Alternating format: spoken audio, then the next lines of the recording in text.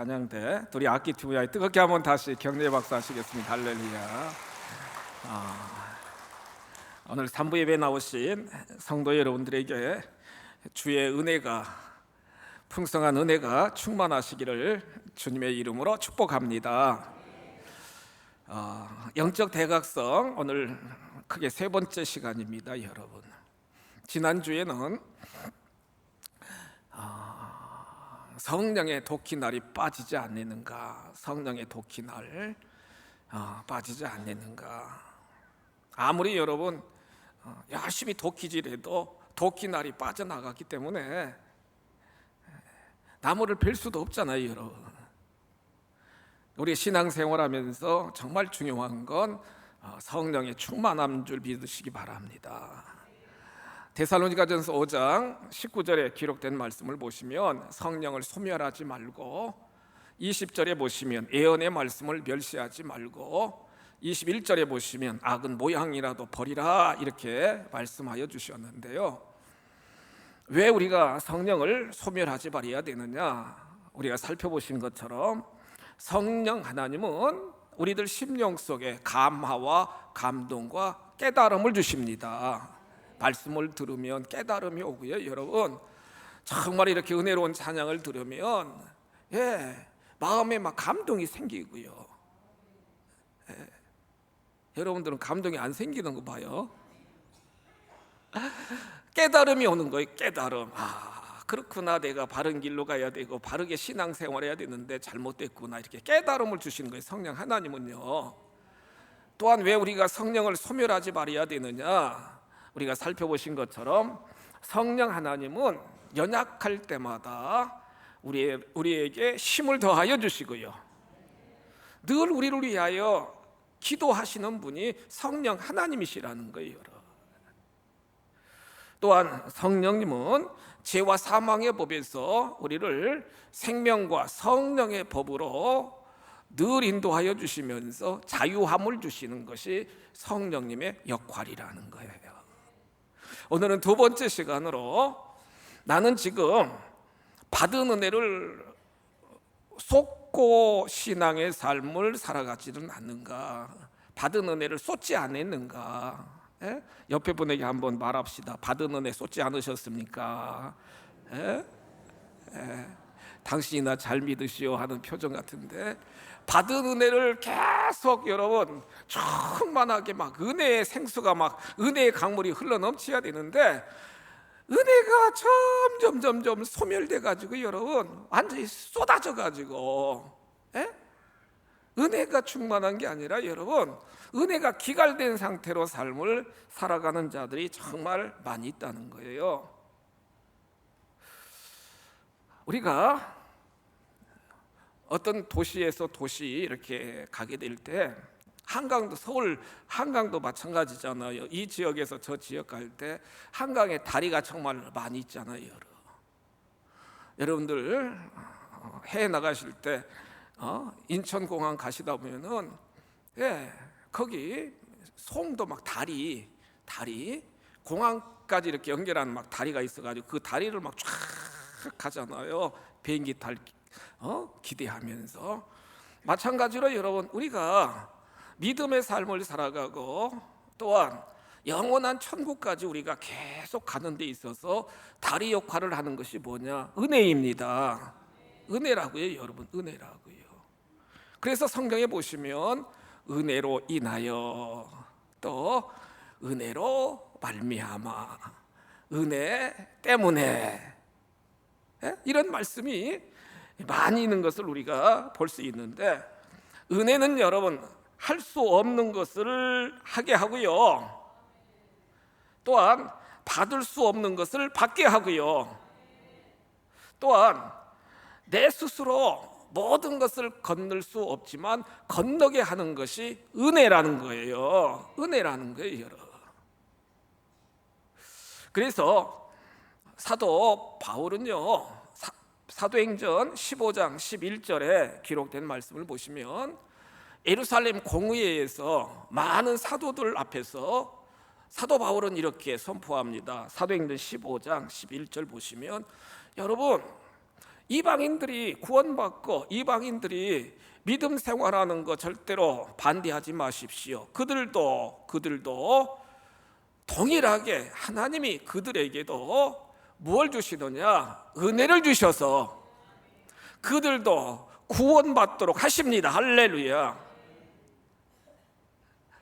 초기에 그 제자들도요, 여러분, 구원은 유대인들만을 위한 구원으로 생각했는데 사도 바울이 여러분 성령 받고 사명 받고 BC 때 안디옥에서부터 시작해가지고 열심히 복음을 증거하니까 막 구원받는 자들이 더해지잖아요, 여러분. 이방 사람들이요. 그러니까 예루살렘 초대교회 공의회에서 수장인 베드로를 비롯한 핵심적인 지도자들이 모여가지고 있을 때 사도 바울이 왔습니다, 그 자리에.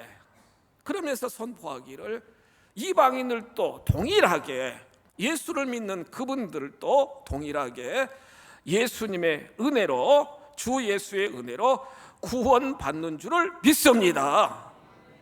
구원받는다는 거예요. 주님의 은혜로 구원받는다는 거예요.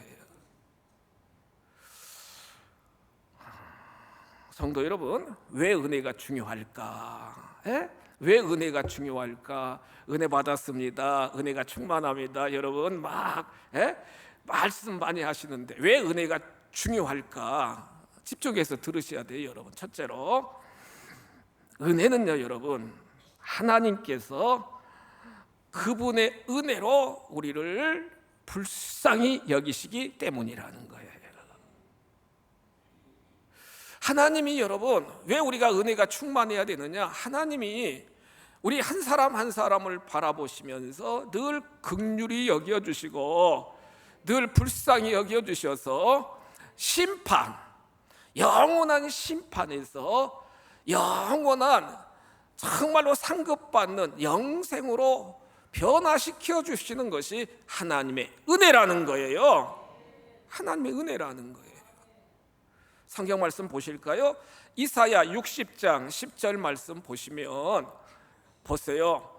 하나님이 이스라엘 백성들이 막 우상을 섬기고 하나님의 규례와 법도대로 행하지 아니하니까 이방 족속을 통해서 이스라엘 백성들을 계속 징치하는 거예요. 심판하시는 거예요. 백성들이 회개하고 주께로 돌아옵니다, 여러분. 이사야 선지자의 예언의 말씀을 통하여 그들이 회개하고 주께로 돌아옵니다. 이사야 60장 10절에 기록된 말씀 보세요, 여러분. 내가 노하여, 진노하여 분노하여 너희들을 쳤다. 하나님은 여러분 정말로 품어주시진 하나님이시지만 때에 따라서는 이렇게 심판하시는, 치시는 하나님이시거든요. 내가 노하여 너를 쳤으나 이제는 나의 은혜로 너희를 불쌍히 여겼은즉. 하나님의 마음을 돌이키셨어요. 하나님의 은혜로 모든 백성들을 어떻게 여기셨다고요? 불쌍히 여기셨다는 거예요. 여러분, 긍휼히 여기셨다는 거예요.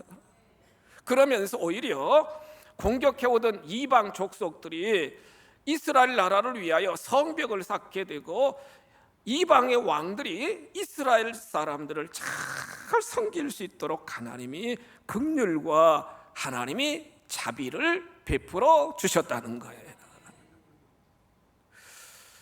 하나님의 은혜인 줄 믿으시기 바랍니다. 당연한 것이 아니라 모든 것이 하나님의 은혜라는 거예요. 부모된 여러분들이 내 자식들, 내 자녀들을 그들의 형편과 처지가, 그들의 행위가 어떠하든지 끝까지 사랑하고 품고 불쌍히 여기시는 것처럼 하나님은요, 날마다 때마다 하나님의 은혜 가운데 살아가는 믿음의 백성들을 절대로 버리지 아니하시고 떠나지 아니하시고 여러분 늘 불쌍히 여기시며 감싸 안아주시는 분이 아버지 하나님이시라는 거예요. 누가복음 15장 20절 말씀 보세요. 탕자가요, 아버지 재산을 다 자기 몫을 달라고 그래가지고 타국에 가서 사업해가지고 부자 되겠다고 아버지에게 효도하겠다고 유산을, 아버지가 살아계신데 유산을 받아가지고요 먼 타국으로 갔습니다. 웬걸요? 완전히 타락했습니다. 완전히 거지꼴이 되었어요. 나중에는 먹을 것이 없으니까 그 돼지 치는 농장에 들어가서 너무 배고프니까 그 지엄 열매를 막 돼지 먹이로 주는 지엄 열매를 먹으면서 완전히 인생이 완전히 무너졌잖아요. 여러분, 돈도 떨어지고 마음도 낙심되고 부모님에 대한, 아버지에 대한 정말로 그 불효에 대한 죄책감도 있고요. 너무 힘든 그런 상태인데 이 아들은요 여러분 돌이켰습니다. 여러분 돌이켰어요. 회개했어요. 여러분. 아버지께로 돌아가자. 아버지께로 돌아가자. 생각만 한 게 아니라 그는 일어나서 실제로 아버지께로 옵니다. 아버지께로 와요. 여러분, 무슨 힘이 있겠어요? 무슨 면목이 있겠어요? 여러분, 완전히 거짓골을 하고 터벅터벅 걸어오게 되는데 보세요. 아직도 거리가 먼데, 거리가 멀어요. 그런데 아버지는 그를 보는 거예요. 기다렸다는 거예요. 내 아들, 내 아들 기다렸다는 거예요. 그러면서 어떻게 여겼어요? 앞에 성경 보세요. 여러분, 어떻게 여겼어요? 측은 여겼다. 마음에 막 불쌍한 마음과 고생했구나 하는 막 측은지심이 막 그 아버지 마음속에 막 있는 거예요. 여러분, 완전히 거짓골을 하고 너 돈 가지고 가서 얼마큼 남겼느냐 그런 거 따지지 않아요. 여러분, 그 자체, 아들 그 자체 막 달려가서 목을 탁 안고요 막 입을 맞추면서 성경 말씀 24절에 기록된 말씀을 보세요. 누가복음 15장 24절, 죽었던 아들이 다시 살아났고 잃었던 아들을 다시 얻었다 하면서 그 아들 자체로 즐거워하는, 기뻐하는, 잔치를 배설하는 아버지의 모습을 우리가 성경을 통해 볼 수 있게 된다는 거예요. 은혜입니다. 여러분, 어떻게 보면은 정말 우리도 죄와 허물과 또한 여러 가지 하나님 앞에 불충과 여러 가지로 부족한 것이 너무 많잖아요. 여러분, 그런데 하나님께서는요 예수 그리스도를 믿었다는 그 조건 때문에, 예수 그리스도 안에 있다는 그 조건 때문에 다 우리들을 자녀 삼아 주셨고요, 날마다 때마다 은혜 위에 은혜를 더하여 주시는 놀라우신 아버지 하나님이신 줄 믿으시기 바랍니다. 불쌍히 여기신다고요, 측은히 여기신다고요. 여러분, 다 받아주신다고요. 왜요? 예수 그리스도의 은혜로 말미암아 자녀 삼아 주셨고, 냄새나고 부족하고 무너지고 정말로 상하고 그 어떤 상황이라 할지라도 다 받아주시는 놀라우신 아버지 하나님이십니다. 모든 것이 은혜입니다. 날마다 때마다 주님의 은혜를 깨닫고 주님 앞에 더 안기심으로 하나님의 긍휼하심과 하나님의 불쌍히 여기심을 힘입으셔서 모든 환경을 돌파하는 우리 모두가 다 되시기를 주님의 이름으로 축복합니다. 왜 은혜가 중요한가? 둘째로, 하나님께서는 하나님의 은혜로 우리를 의롭다 인쳐주신 줄 믿으시기 바랍니다. 의롭다 인정해 주셨다는 거예요. 여러분, 옆에 분에게 축복합시다. 의인이십니다. 의인이셔요. 여러분, 의인이시라고요. 여러분, 아까 은혜 빠지지 않았습니까? 보다도 의인이십니까? 아니까 얼굴이 더 환해지시는 것 같아요. 그러니까 칭찬과 격려를 많이 하셔야 돼. 의인이라고, 의인이라고. 여러분, 로마서 3장 24절 말씀 보실래요? 로마서 3장 24절 보세요. 그리스도 예수 안에 있는 속량으로 말미암아 하나님의 은혜로 보세요. 하나님의 은혜로 값없이 의롭다 하심을 얻은 자 되었느니라. 누구든지 예수 그리스도를 주님으로 영접하고 예수님의 십자가 앞에 우리의 모든 죄와 허물을 고백하고 진리의 말씀 안으로 들어온 모든 자들은요, 예수님의 핏값으로, 속량은 값을 지불했다는 거거든요. 예수님이 값을 지불했어요. 우리는 값을 지불하지 않았어요. 그런데 하나님의 은혜로 값없이 다 우리는 의롭다 하심을 얻은 자가 되게 되었고, 칭의, 의인이 되었고, 의인된 우리들은 반드시 성령 하나님이 함께 하시는 줄 믿으시기 바랍니다. 여러분, 우리가 성막을 오후 시간에 말씀을 계속 배우면서 성막 안에 들어갈 때에 반드시 값을 지불했다고요. 예? 값을 지불했잖아요, 여러분. 어떤 값? 번제를 드리면 번제 제물, 예? 소나 양이나 염소나 다 여러분 번제 제물을 갖다 값을 가지고 피를 흘려서 번제단에 뿌리면서 죄를 사함받게 되었잖아요, 성경에 보시면. 그런데 여러분들 우리는 예수 그리스도를 믿음으로 말미암아 누구든지 다 죄값을 예수님이 속량하여 주셨고, 예수 그리스도의 속량으로 말미암아 하나님이요 다 우리 한 사람 한 사람을 의롭다, 내 아들이다, 내 자녀다, 하나님의 생명록에 기록해 놓으신 줄 믿으시기 바랍니다. 전적인 하나님의 은혜라는 거예요. 그래서 사도 바울은 고린도전서 15장 10절에서 이렇게 고백합니다. 사도 바울의 고백이에요, 여러분. 그렇게 예수 믿는 사람을 핍박하고 얼마나 악했습니까? 스데반 집사를 돌로 막 쳐서 죽이는데 앞장섰고요, 여러분. 얼마나 악했습니까? 다메섹까지 예수 믿는 사람들을 붙잡아다 막 죽이려고 그렇게 악행을 했던 악행자요, 예? 괴수 중에 괴수잖아요, 여러분. 그런데 그가 예수님을 딱 만나고 성령을 체험하고 나서 완전히 변화돼요. 사도 바울은 고린도전서 15장에서 뭐라고 말씀하십니까? 10절 말씀 보세요. 나의 나된 것은 하나님의 은혜로 된 것이니 내게 주신 그의 은혜가 헛되지 아니하여 내가 모든 사도보다 더 많이 수고하였으나 내가 한 것이 아니요 오직 나와 함께 하신 누구의 은혜라고요? 아멘. 하나님의 은혜라는 거예요. 여러분, 우리가 봉사하는 거, 우리가 헌신하는 거, 우리가 충성하는 거, 내 얼굴 내고 내가 아니라는 거예요, 여러분. 사도 바울, 다 된 건 하나님의 은혜다.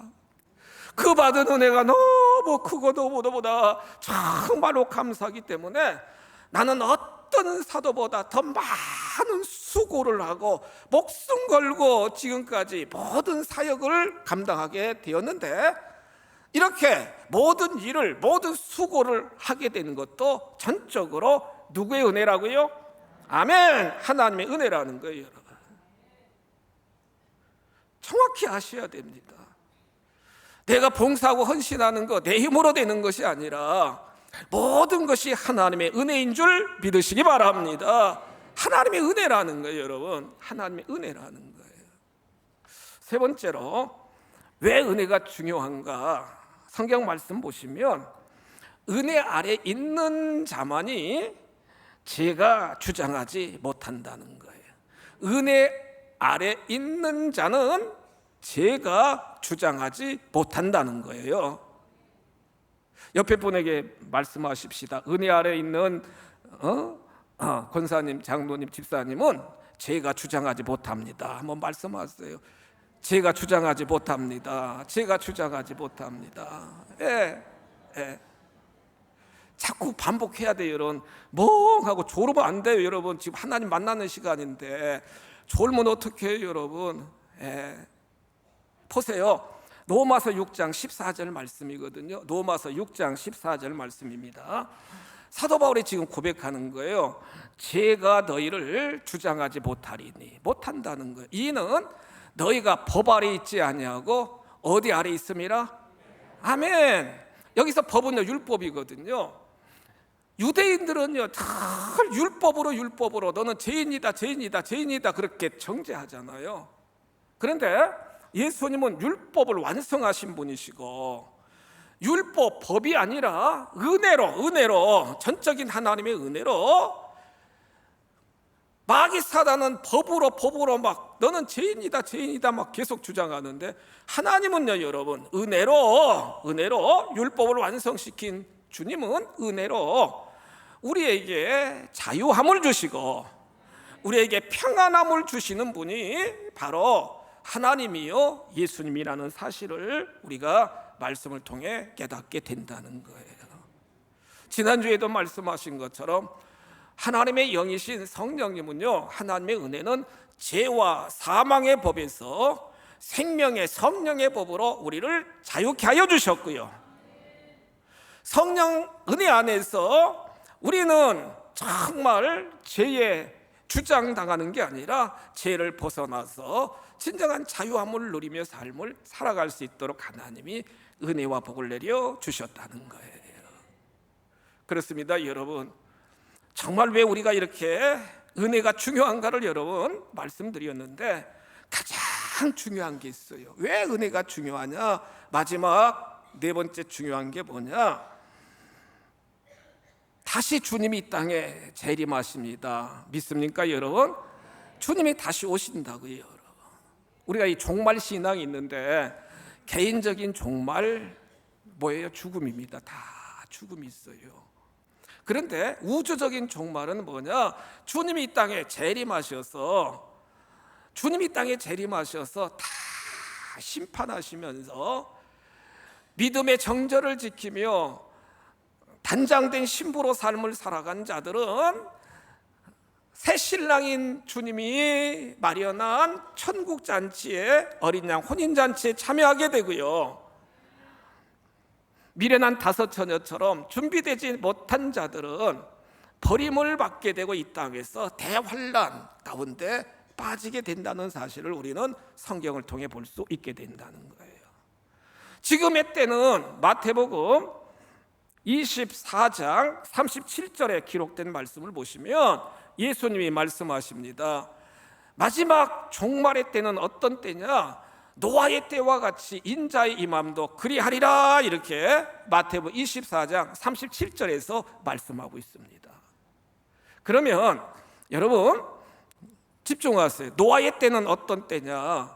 오늘 봉독한 창세기 6장 5절 이하 쭉 말씀을 보시면 하나님이 한탄하셔요. 여러분 성경 보세요. 창세기 6장 5절 이하 보세요. 죄악이 막 세상에 가득했어요. 그의 마음으로 생각하는 모든 계획이 항상 악해요. 죄악이, 노아 시대에 그 백성들이요 늘 악한 생각을 하고 막 죄악이 가득하고요. 그래서 하나님이 6절 말씀 보시면 하나님이 내가 왜 사람을 만들었을까? 하나님이 한탄하시고 하나님 마음에 막 근심이 막 생기게 되었다는 거예요. 그러면서 7절에 기록된 말씀을 보시면 하나님 보세요. 어떤 하나님이신가? 내가 창조한 사람을 내가 지면에서 쓸어버리리라. 하나님은 사랑의 하나님일 뿐만 아니라 심판하시는 하나님이시거든요. 쓸어버린다는 거예요. 모든 가축, 기는 것, 공중의 새까지 다 쓸어버린다. 왜냐고요?